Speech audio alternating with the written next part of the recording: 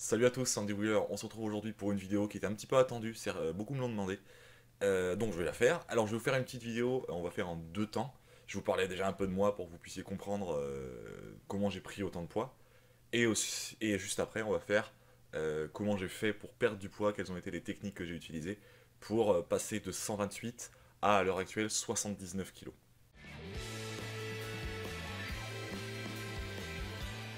Allez, je vais commencer par vous parler un petit peu de moi, ça va être un petit peu égocentrique, mais en fait ça va, je pense, vous donner un petit peu un point de vue, et peut-être aussi vous allez vous retrouver dans mon histoire, et peut-être que ça va vous aider à vous construire et à vous dire que c'est possible pour moi aussi. Étant jeune, j'ai jamais été le mec le plus sportif, par contre j'aimais beaucoup le sport. Je regardais beaucoup de cyclisme, de sport mécanique aussi. Mais voilà, j'étais le mec qui regardait, mais qui faisait jamais vraiment de sport. Je faisais le sport au collège, mais dès que c'était de la natation, des sports que j'aimais pas trop, je faisais tout pour me faire dispenser. Et voilà. Et l'avantage que j'avais à l'époque, c'est que j'étais grand. Donc je suis toujours grand, hein, je fais 1m86. Et du coup, bah, je prenais pas vraiment de poids, même si je mangeais beaucoup, je prenais pas de poids, puisque, ben voilà, forcément la croissance fait que.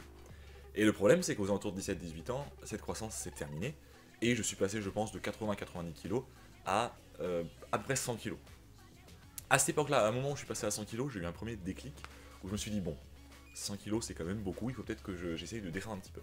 Je suis descendu grâce à un programme, le 10 Weeks Body Change de John Cena, qui était à l'époque un programme qui était vachement bien, et qui permettait en fait de faire du sport 2 fois par semaine, et avec une bonne alimentation, de perdre un petit peu de poids. Effectivement, j'ai perdu 13 kg, je suis tombé à 87 kg. Et j'étais très bien, j'étais très content. Et le problème, c'est que quand le programme s'est terminé, eh ben, j'ai senti un peu le manque. Et du coup, ce manque a fait que ben, j'ai recommencé à manger un petit peu, plus de sport, et c'était reparti pour monter le poids. En plus, j'ai eu une rupture à cette époque-là qui a été très compliquée pour moi, euh, et qui a fait que bah, j'ai fait que prendre du poids, puisque j'étais en dépression. Et d'ailleurs, cette dépression, certains l'ont vu sur mon ancienne chaîne YouTube, Andy Wheeler, s'appelait juste Andy Wheeler.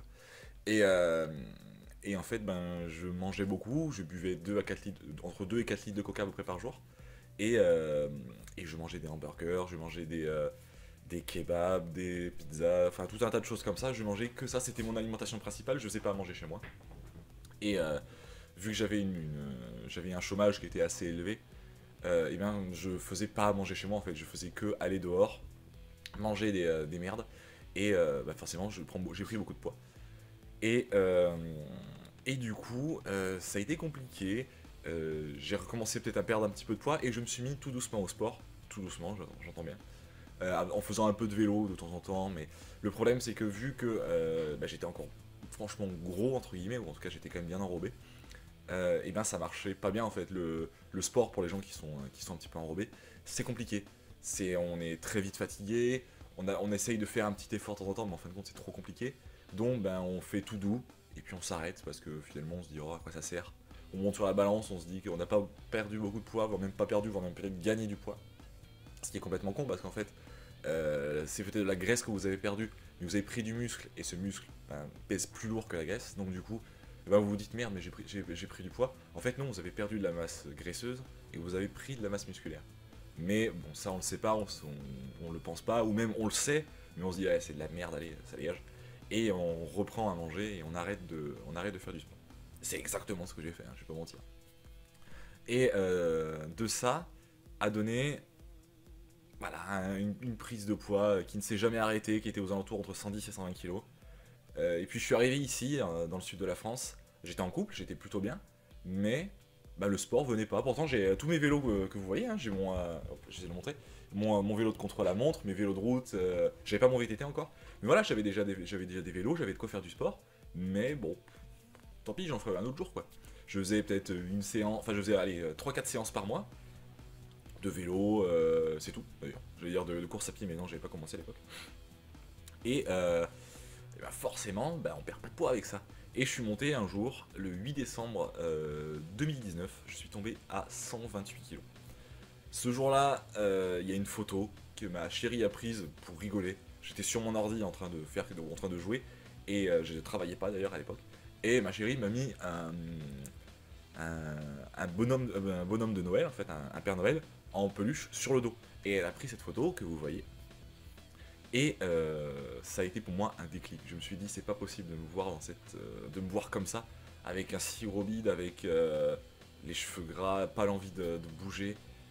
Encore une fois, je travaillais pas, j'étais au chômage depuis quelques temps maintenant à cette époque-là.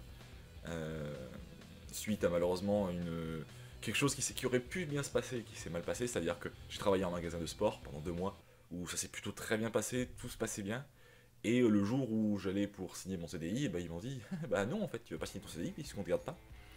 Alors que tout se passait bien, et je pense, même si j'en suis pas sûr et je le saurai jamais, je pense que ça a à voir avec l'image que je donnais, c'est-à-dire bah, l'image d'un mec qui faisait 120 kilos et qui n'était pas du tout sportif en fait.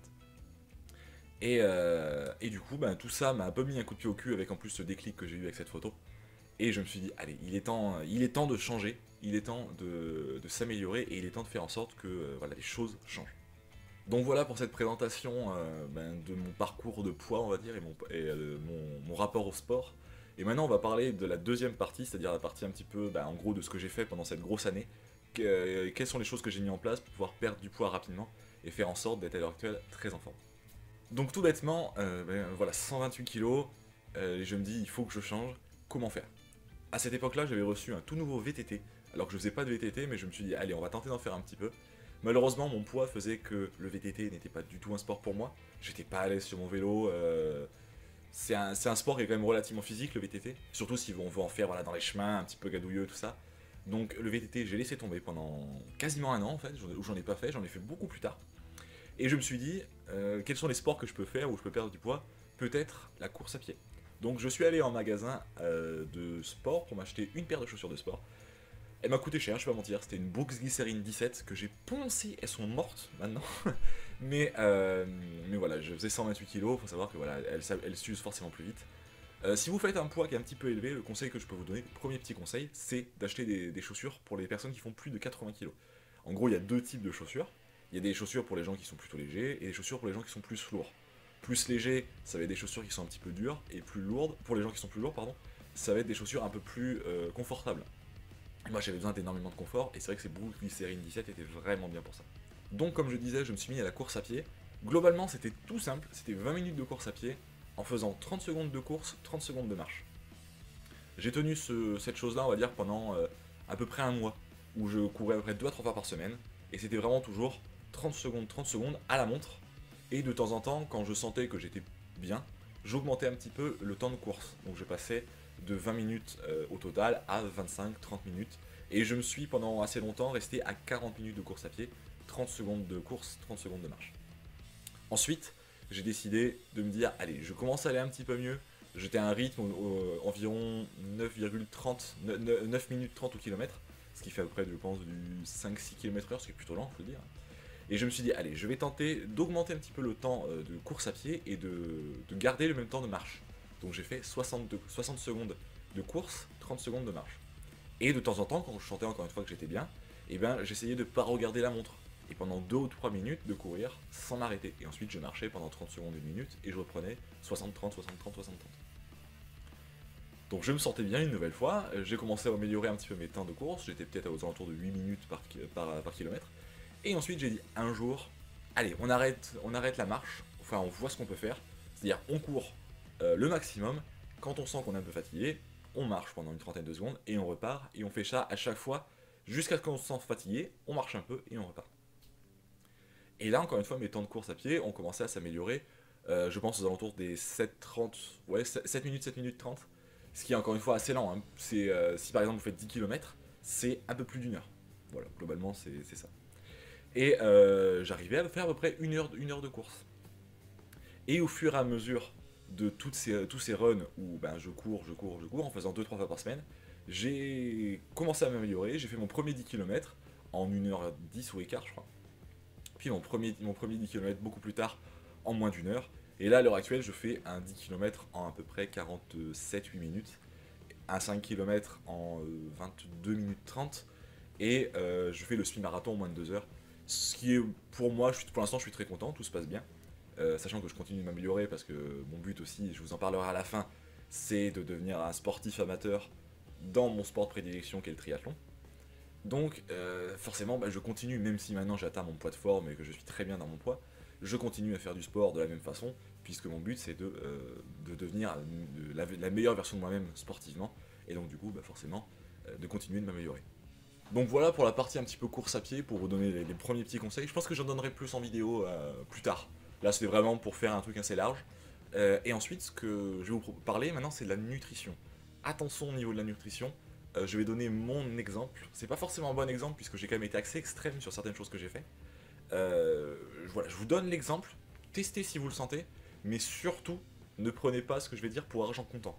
Si jamais vous avez des problèmes de santé et que vous n'êtes pas forcément quelqu'un qui est voilà, quelqu'un qui n'est pas forcément ultra en forme et peut-être qu'il y a encore une fois des petits problèmes de santé, surtout allez voir un médecin avant de faire les choses que je vous propose.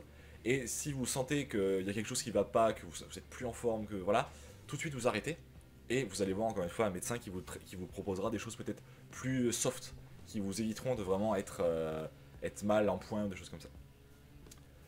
Globalement, la première chose que j'ai fait, c'est déjà j'ai arrêté tous les sodas. Je buvais beaucoup de coca, de limonade, de choses dans ce style-là.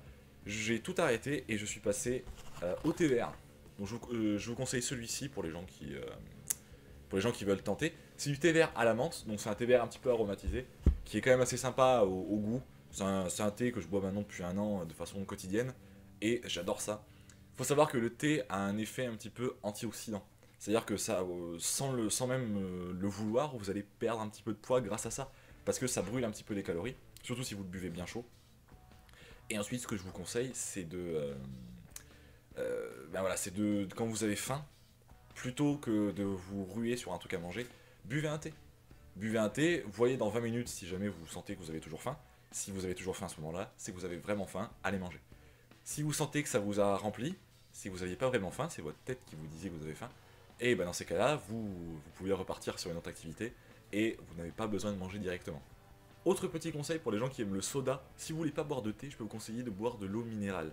Il y a une eau minérale vraiment que j'aime et que j'ai bu pendant longtemps et que je bois encore de temps en temps, c'est la Badoit rouge, la Badoit intense. Pourquoi cette Badoit là? Parce qu'en fait les bulles qui sont à l'intérieur sont très proches des bulles des sodas que l'on boit tous les jours, que sont le Coca, le Fanta. C'est des bulles qui sont vraiment grosses et en fin de compte, honnêtement, vraiment le fait de boire cette eau, et ben le cerveau comprend pas trop, mais il se dit ok bon, ça a l'air d'être du soda, moi j'aime bien, donc ok. Et ça vous fait un petit peu la même sensation qu'avec le coca, c'est un petit peu une sensation de calme et d'apaisement, sans avoir le sucre qui est dans le coca, qui est vraiment énorme. Et en fait les Badois sont à 100 sur 100 en termes de qualité, par exemple sur Yuka, pour les gens qui utilisent Yuka, et ben c'est quand même vachement bien d'avoir ça.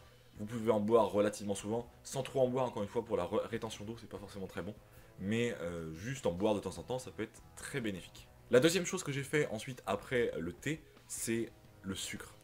C'est très compliqué de couper le sucre, mais vous avez deux solutions possibles. Soit vous retirez au fur et à mesure le sucre dans votre vie, ça peut être assez compliqué, mais c'est peut-être la solution la plus douce, la plus soft.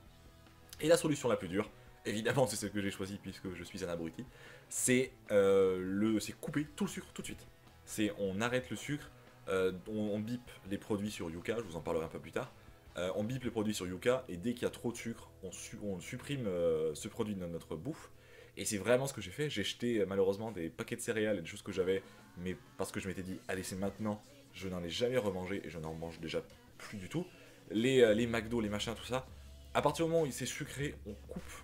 Depuis plus d'un an, j'ai fait un fast-food et j'ai mangé une salade. Donc voilà, globalement, tout ce qui est, je sais pas, les gâteaux, les trucs sucrés, qu'est-ce qu'il peut y avoir d'autre, des bonbons, dans le thé ou dans le café, on retire le sucre aussi. Et vraiment, le but, la meilleure chose à faire si vous voulez résister, c'est de ne pas avoir la tentation chez vous. Donc, globalement, vous virez tout ce que vous avez dans vos tiroirs, dans vos meubles. Soit vous les donnez, soit vous avez encore une grosse quantité. Si vous avez une grosse quantité, vraiment essayez de vous en débarrasser. Pas forcément de le jeter, hein, même si bon, ça peut être une bonne solution aussi. Mais malgré tout, je préfère quand même que vous le donniez à des gens, ou à des gens peut-être qui sont dans le besoin. Si vous avez des gens qui sont dans la rue proche de chez vous, donnez-leur ce qui vous reste en produits sucrés. Mais virez tout ce que vous avez de sucré chez vous. C'est la meilleure solution pour ne pas succomber à la tentation puisque vous n'avez pas le produit chez vous. Et voilà, il faut avoir un petit peu de mental, se dire, allez, si j'ai envie de perdre du poids, maintenant il faut couper le sucre, il faut juste manger des trucs sans sucre, donc des légumes, effectivement. des pâtes, des steaks. Les steaks, on peut effectivement avoir des steaks en dessous de 10% de matière grasse, c'est bien. Même au-dessus, bon, vous les faites cuire. Si c'est au-dessus de 10%, faites-les cuire sans matière grasse en plus. Allez pas mettre de l'huile. Pareil, achetez des poêles non adhésives pour pas avoir à mettre de l'huile dans vos produits. Voilà, c'est juste des petites choses, mais par contre, le sucre, c'est vraiment le truc à faire pour perdre du poids. Et puis en plus, ça va vous aider dans un truc qui est assez important et qui est la gestion de la faim. Le fait de retirer le sucre dans votre alimentation, ça va vous donner moins faim. En plus, le sucre est une drogue. Beaucoup de gens le savent, c'est une drogue. Globalement, plus vous en prenez, plus vous en voulez. À l'heure actuelle, je fais très attention à ma nourriture, mais par exemple pour les fêtes, il m'arrive voilà, de faire un petit écart, de manger par exemple une part de gâteau, et bah, je le sens tout de suite. Je mange ma part de gâteau le jour même, et pendant 2 ou 3 jours, je vais avoir faim tout le temps. Et ben il faut réussir dans sa tête à couper cette envie. Sachant que ça va être la première fois que vous allez couper le sucre, il est possible que pendant 2 ou 3 semaines, tout le temps vous ayez faim. Mais il faut se dire que c'est pas une vraie sensation de faim, c'est une sensation de faim faite par votre cerveau parce qu'il a besoin de sucre. Et si vous arrivez au fur et à mesure à le déconnecter de ce sucre, et bien vous aurez quasiment plus faim en fait. Vous aurez faim de temps en temps, mais en fait quand vous avez faim, c'est que vous avez vraiment faim, qu'il faut manger, et que voilà, votre cerveau vous dit j'ai besoin de manger, j'ai besoin de récupérer des forces, on y va. Voilà, donc le thé, buvez-en tant que vous pouvez, tant que vous voulez, c'est très bon. Évitez le soir, parce que la théine, c'est un petit peu comme la caféine, ça vous empêche de dormir. Mais le matin surtout, évitez de prendre un gros petit déjeuner, surtout si vous avez l'habitude de prendre des gâteaux, des machins, un truc comme ça. Évitez, prenez plutôt un thé et pourquoi pas une omelette ou des choses comme ça, voire même juste un thé. Moi, c'est ce que je fais le matin, je ne déjeune plus, juste je me fais un thé et ensuite je vais travailler. Et ensuite, la deuxième chose que j'ai fait, là je vous le conseille vraiment pas si vous avez le moindre problème de santé, je le répète, mais je préfère vraiment le faire pour pas avoir de problème. Vraiment, si vous avez des problèmes de santé, c'est niette. C'est le jeûne intermittent, on vous en parle partout. Que c'est le truc miracle et tout ça. Oui, oui, c'est le truc miracle, ça marche très bien. Donc en gros, le jeûne intermittent, c'est vous ne mangez pas pendant une certaine période de temps et vous mangez tout ce que vous avez à manger dans la journée dans une autre période de temps. Le plus connu, c'est le 16-8, c'est-à-dire 16 heures pendant lesquelles vous ne mangez pas et 8 heures pendant lesquelles vous mangez. Mais sachant que dans les 16 heures où vous ne mangez pas, il y a déjà entre 6 et 10 heures en fonction de comment vous dormez, de sommeil. Donc en fait, ça vous fait que 6 heures à rester éveillé avec le ventre vide, et ensuite vous mangez. Il y a plusieurs versions de ce jeûne intermittent. Moi j'ai fait le jeûne intermittent sans manger le matin et le midi, et juste en mangeant le soir. Tout simplement parce que ça permet d'avoir une vie sociable le soir. Quand je rentre et que je suis avec ma chérie, j'ai envie de pouvoir manger avec elle. Donc je mange le soir. Le matin, avant d'aller travailler, je bois encore une fois mon thé et c'est tout. Et le midi, je rebois un thé ou simplement je fais rien, je mange pas.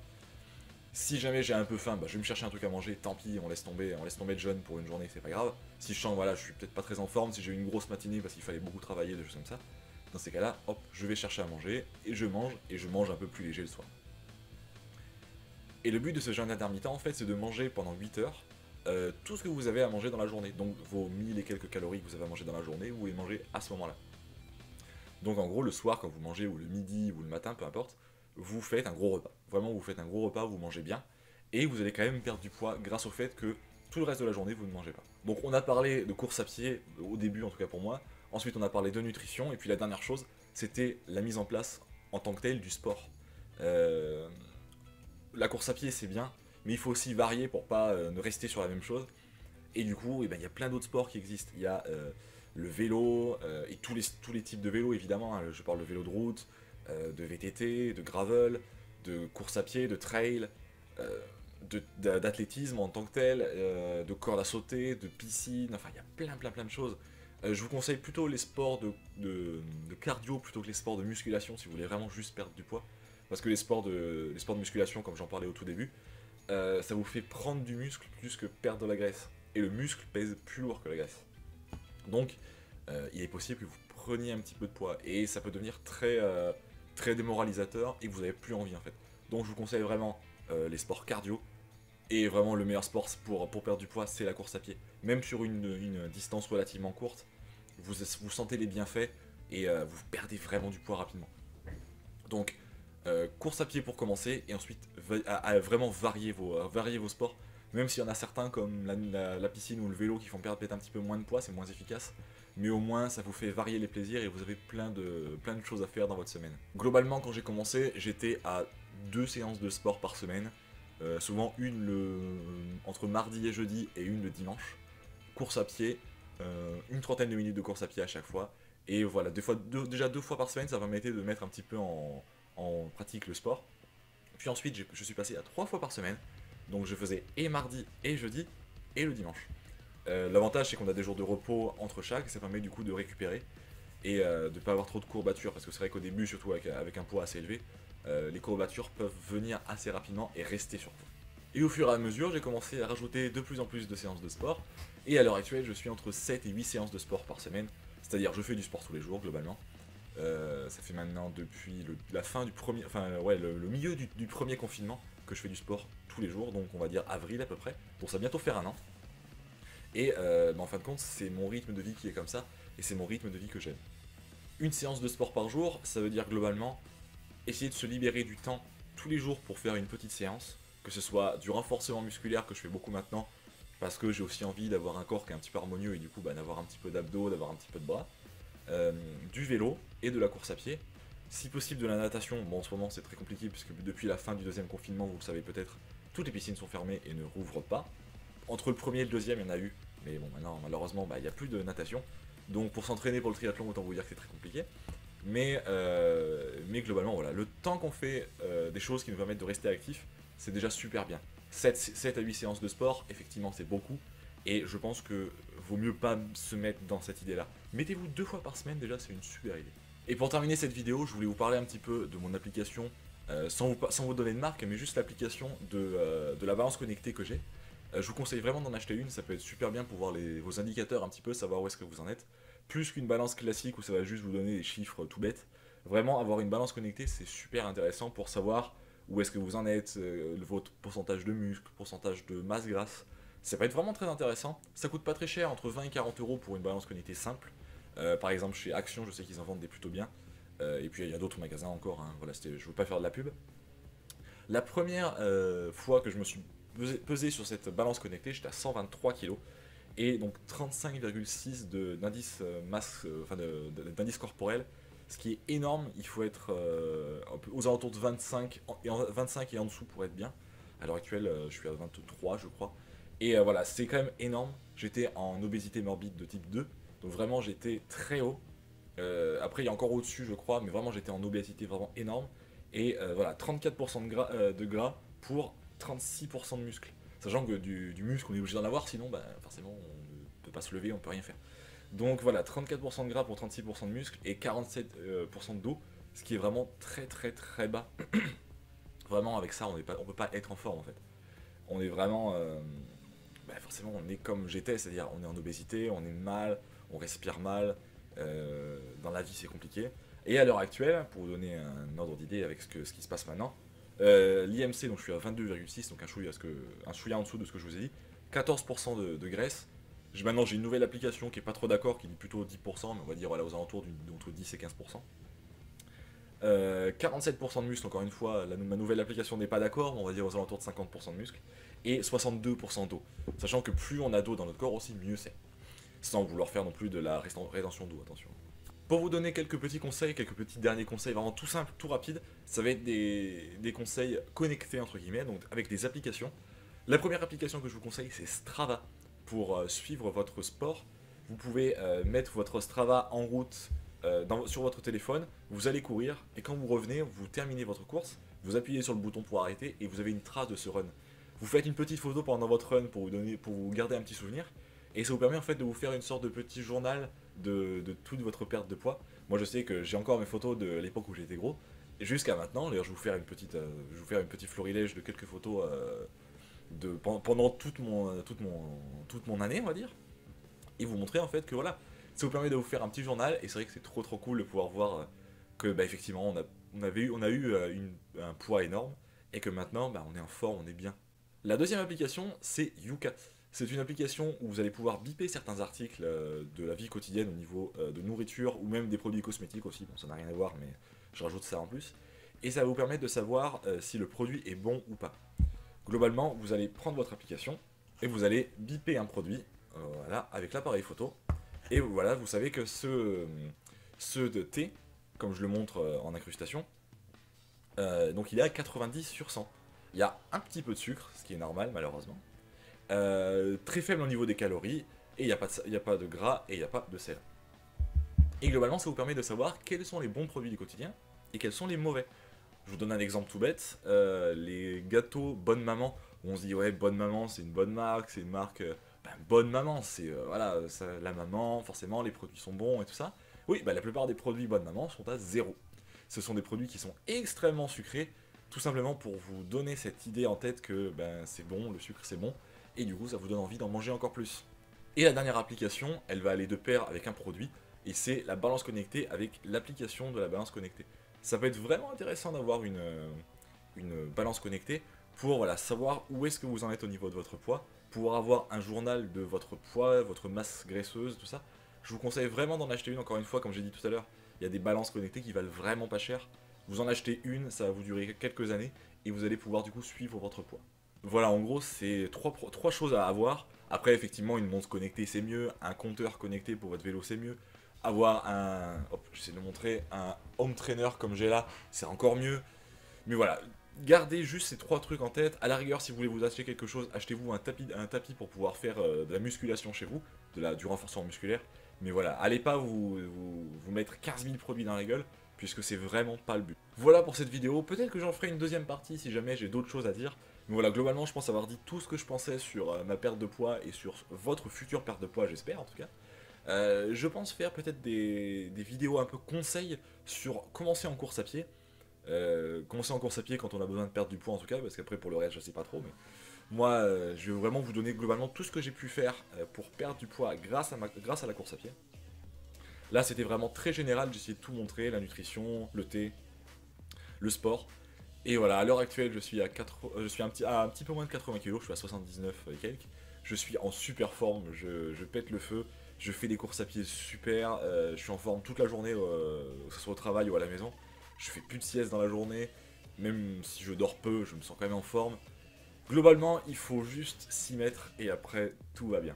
Voilà. Voilà, j'espère que j'ai pas été trop moralisateur. Je sais qu'il y a beaucoup de gens qui font des vidéos comme moi sur ce sujet-là et qui derrière vendent leurs produits ou leur application ou leur machin. Moi, j'ai rien à vendre, donc vraiment juste, je vous explique ce qui se passe et ce que vous pouvez faire. Mais il est vrai que malheureusement, pour pouvoir parler un petit peu de ce genre de choses, il faut être un petit peu moralisateur, vous dire un petit peu qu'il faut aussi se bouger, que rien n'est acquis. Et que si vous voulez vraiment perdre du poids et devenir, comme certains disent, la meilleure version de vous-même, les clés sont dans vos mains. Vous avez le pouvoir dans vos mains. Et il faut juste aller se donner un petit coup de pied au cul, se dire on y va. Et vous avez quasiment toutes les cartes en main pour réussir.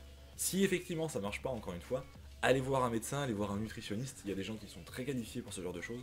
Vous avez peut-être un problème un petit peu plus grave aussi. Je sais par exemple que certaines personnes ont des problèmes au niveau de la perte de poids tout simplement. Je ne serais pas rentré dans les détails, mais en gros voilà, il y a ça. Et puis il faut savoir aussi une chose, si mesdames vous regardez cette vidéo, sachez que mesdames malheureusement vous avez beaucoup moins de facilité que les hommes à perdre du poids. C'est une chose qui est comme ça, c'est malheureusement encore une fois un avantage pour les hommes et un désavantage pour les femmes, c'est que vous perdez beaucoup moins de poids et aussi et surtout que votre poids varie en fonction de votre cycle menstruel. Pendant les 28 jours de votre cycle, vous allez avoir des périodes où vous allez prendre du poids et perdre du poids. Donc si jamais vous voyez que vous perdez genre 2 kilos en 2 semaines, dites-vous c'est bien, mais dites-vous aussi peut-être que c'est en rapport avec ce cycle. Et si par contre vous reprenez du poids alors que vous faites du sport et vous faites tout ce qu'il faut, dites-vous, ok, je suis peut-être dans la période où effectivement je prends du poids. La meilleure solution pour les femmes, c'est une solution que je donne à quelques potes que j'aide à perdre un petit peu de poids, c'est vous pesez une fois par mois, toujours à la même période, enfin toujours à la même date, mais pas à la même date du calendrier, toujours à la même date par rapport à vos règles. Donc c'est soit à la période où vous ovulez, soit à la période où vous allez être à vos règles. Mais voilà, pesez-vous toujours à la même date au niveau de votre cycle, et en fait c'est la meilleure solution pour avoir quelque chose qui est proche de la réalité, on va dire. Et pour vous les hommes, pour nous les hommes, pardon, là c'est plus simple en fait, vous pouvez vous peser après tout le temps. c'est plus facile et ça permet aussi de mieux voir malheureusement pour nous, enfin malheureusement pour les femmes. Pour nous c'est plus facile tout simplement. On peut mieux voir où est-ce qu'on en est au niveau de notre poids. Voilà pour cette vidéo, je sais elle était un petit peu longue, j'espère en tout cas qu'elle vous aura plu. Ça faisait encore une fois beaucoup de temps que certains m'en parlaient avec toutes les photos que je peux mettre sur Instagram. Je me dis allez, je tente, je vous fais cette vidéo, j'espère qu'elle vous aura vraiment plu. On se retrouve bientôt pour de nouvelles vidéos de sport et peut-être de perte de poids et de conseils. C'était Andy Wheeler, salut à tous, à la prochaine, ciao.